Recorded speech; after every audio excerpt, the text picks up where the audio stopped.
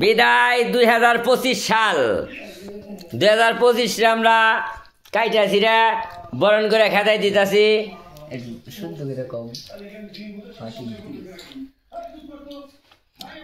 বিদায় 2025 সাল। চলে আসতেছে 2026 সাল। 2026-এ আমরা আর একটা কেক দিয়ে বরণ করে নেব।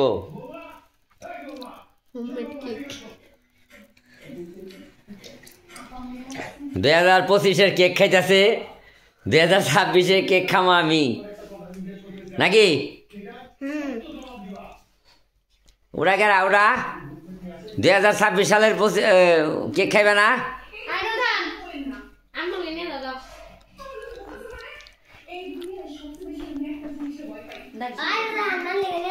বিদায় বিদায় 2025 সাল।